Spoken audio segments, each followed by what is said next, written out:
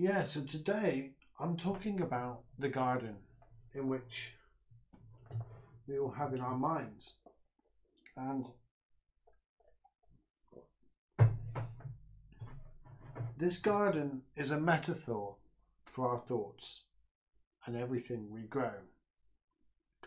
And if we look at this garden as a place where we cannot leave, it's a place where we live. It's a place where everything exists. Every thought exists. Everything we see exists within the garden because we're always in the garden looking out. We never leave this place that we cultivate within our minds. We become this place. Yet we often don't like this place we're to. Yet we were the ones that grew it. So is it any wonder we feel so fucked up at times? We plant all these things and we run around moaning about the things we plant. And when we get angry, we start ripping some of these things out and throwing them in other people's gardens, hoping that they're going to be okay with it, hoping that they are going to somehow take your anger and deal with it when we can't. So really, we got to take everything that gets thrown at us in this garden. You know, some of the real bad, darkest times. You know, that's the manure, that's the shit we need to grow the flowers. That's the time when we have to dig deep and we turn over the earth. We really look at the garden and go, you know, what bit of this garden isn't serving me? How can I deal with it? That's what we do in bad times. So then we can use the bad times to do something productive with.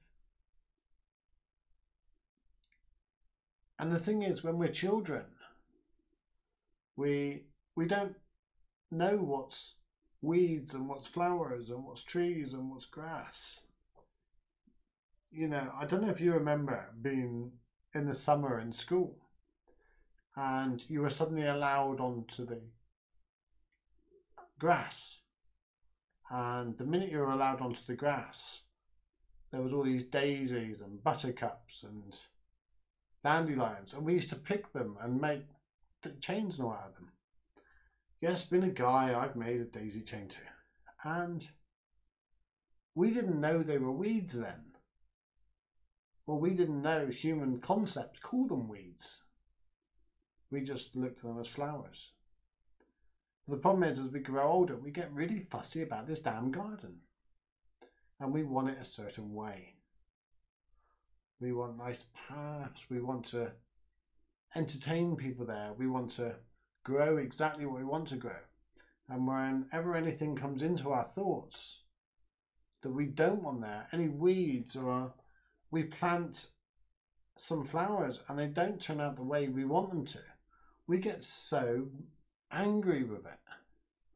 Like as if it's the thought's fault. Like as if it's the flower's fault.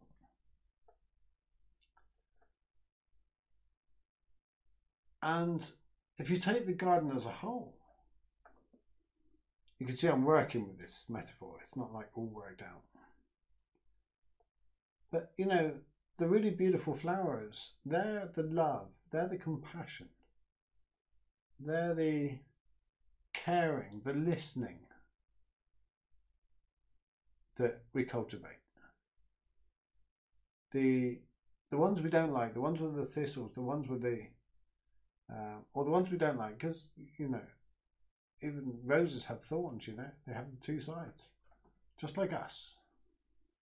But the ones we don't like, the weeds, are the anger, the shame, the guilt, the things we don't want,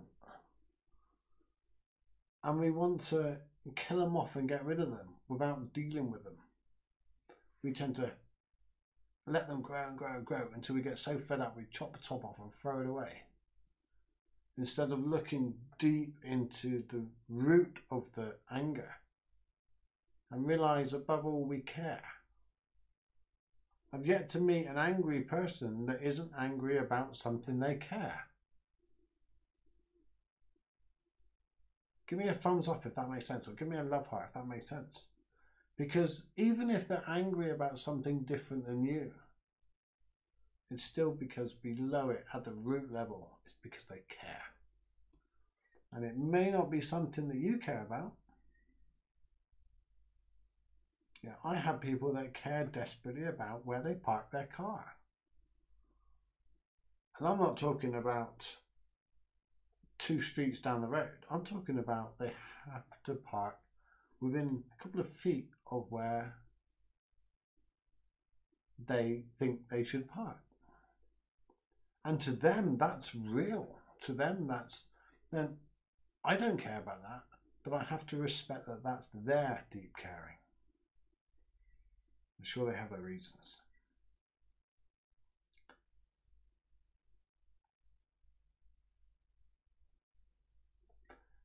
And also, as the garden develops, we choose what we want in it and what we don't want in it. But we don't spend any time really working on keeping it in a nice way. And in respect to meditation and mindfulness, that's what that does. Meditation enables us to look around at the garden and see what plants are growing, what thoughts are occurring, what's happening within, and being okay with them, and weeding out the ones we don't want and just being okay with them. That's a thought. It's a thought that I'm not going to entertain. It's not true and it's okay, and I'm going to let that one go. Because the only things that grow, the only thoughts that grow are the ones you give attention to. And that's the reality, whether we like it or not. And no one else can give attention to the thoughts. We have to give attention to the thoughts.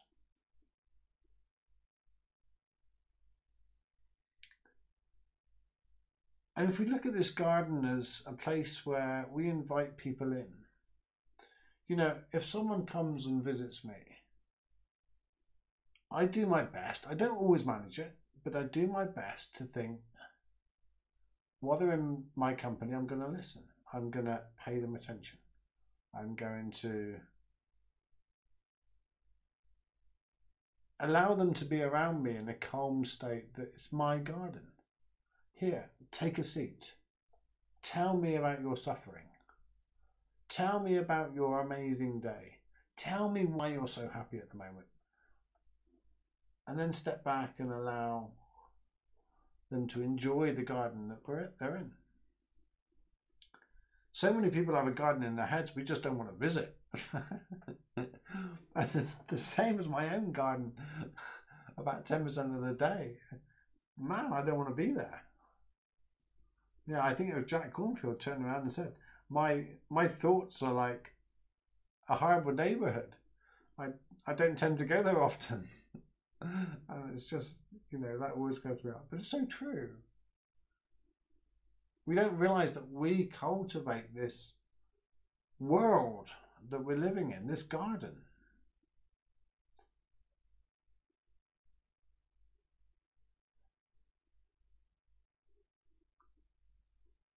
I have got some notes there while I'm reading. I'm going to see who else is here. Hi Susan, hi Darlene, and hi Vivian. And Donna here. How are you doing, Donna? But too many of us really spend so much time hating the garden we're in, hating our thoughts, hating our mind, and we want to escape it, but we can't. You cannot escape something that is fundamentally you. The problem is the ego that wants to escape the ego. Sometimes.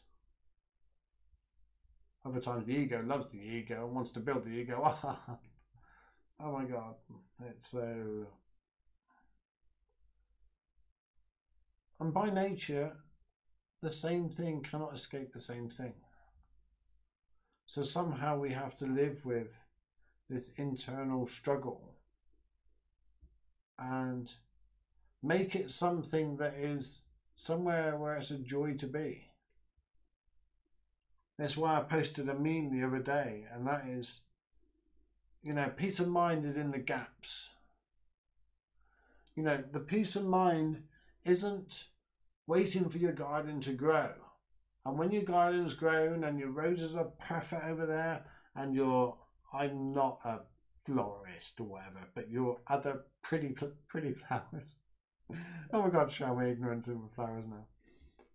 But the little flowers over there, you know, there's ones that open and close by day. I love them, but I don't know what they're called. And we have all these flowers everywhere around. And we're waiting for this garden to be perfect. And then once the garden's perfect and there's no weeds and the paths are lovely and the trees are just overlooking it and the sun's being down and there's no rain and, you know, it's just perfect. Then we think we can sit down and go, I got peace of mind. There you go. Nothing's left to do. Everything is sorted. Well, if you're waiting for that, you're going to die still looking for peace of mind. The reality is, because there will still be weeds growing. There'll still be some bad times where you've got the manure to build more plants. There will always be someone throwing some shit in your garden because they don't want it in theirs. That's the reality. But where all the peace of mind is, and every single bit of the peace of mind, every single bit of the calmness below the noise, is in planting that seed and having the peace of mind while it grows, sitting back and, there's the gap. Let's wait for that to grow. It's like Alan Watts says. Oh my God, look at Alan Watts up on YouTube. He's amazing. But like he says, you don't go to a concert to enjoy the end. You go to the concert to enjoy the whole concert from beginning to end. It's too late at the end. If you're waiting for your garden to the end of your life, if you're waiting for your perfectly peaceful, perfect mind, you may as well just go to sleep for the next 80 years and wake up and see if it's there. If it's there, brilliant, then you're dead. The peace of mind is in the little gaps. It's in the concert. It's in the journey. It's in the doing the little flower bed, planting a few more seeds, nice ones.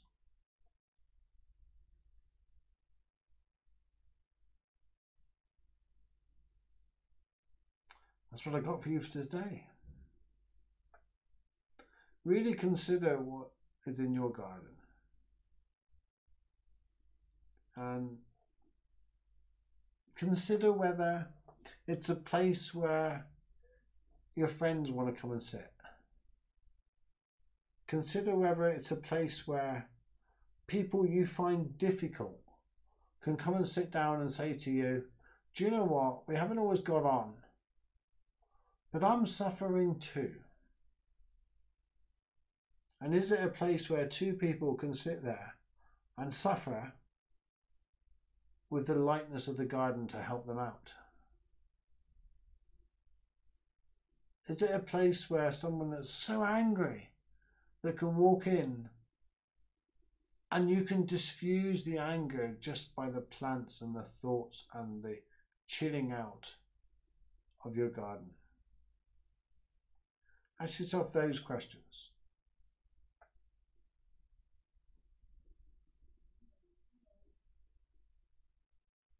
And I love the idea that the garden comes and goes with the seasons. It changes with the seasons. You know, in the winter, I love winter because I don't have to damn well go out and get cold. It gives me an excuse to stay in next to the fireplace and central eating nowadays. But watch TV and go to bed early. Have my hot chocolate. And I love the summer because I can get out. And I love the spring because I was sat there watching a tree at the back of my house the other day, and it had just started to bring its leaves back, just started to have little shoots on it. And the birds were literally coming and sitting on it, and they were breaking off the old twigs from last year, which helps the tree. And the birds were flying back to the nest with it and bringing it back. So they were preparing for the spring. The tree was at harmony because it was being helped. Getting rid of the dead, getting rid of the old, moving on. So this garden is a constant work for you. And then you have the autumn, where you've got to prepare your garden for protection. You've got to prepare your garden for a harsh winter. Because it's like biorhythms, it's up and down. That's what makes it so damn interesting. That's what makes life so amazing, isn't it? That's where the magic is, if we just slow down enough and go, what's really happening?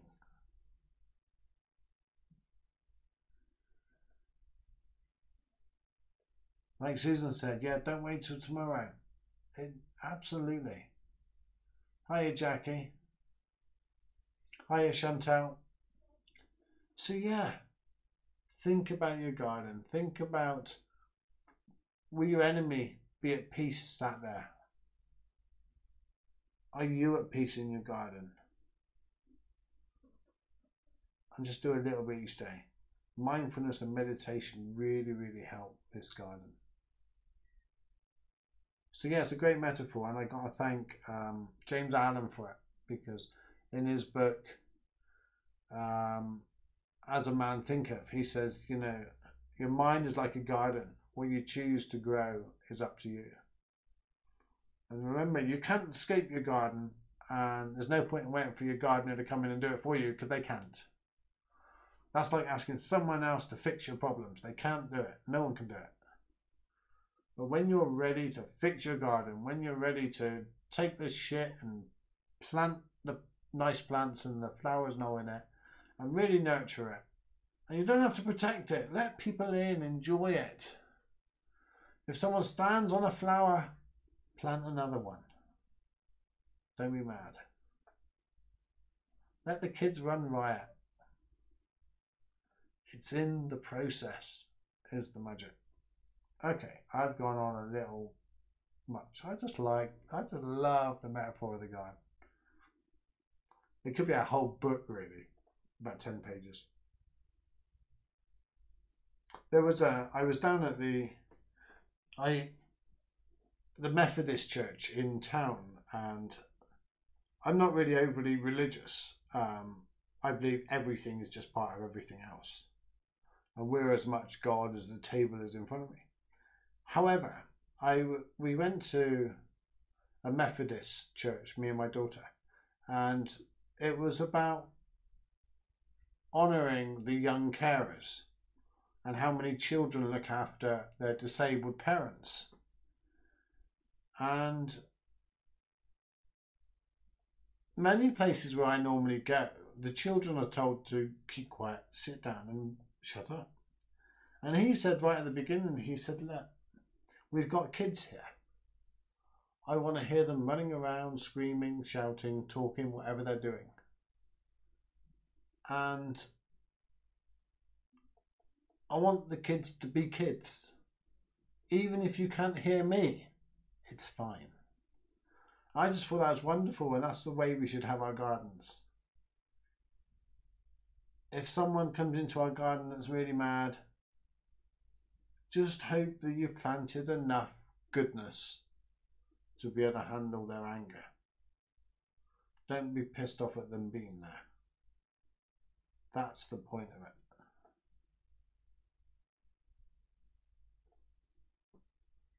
So I'm going to go on that note, and I'm guessing nobody's got any questions. Everybody knows how to grow flowers. Everybody knows how to have a good time in the garden. And on that note, I'm going to go at the back of mine and I'm going to meditate for 15 minutes and try not to think about my tea too much because I'm getting hungry. But thanks, guys. Love you all being here. And I will see you Thursday. Sorry for the hiccup in the beginning, but that's all part of life, isn't it? Namaste.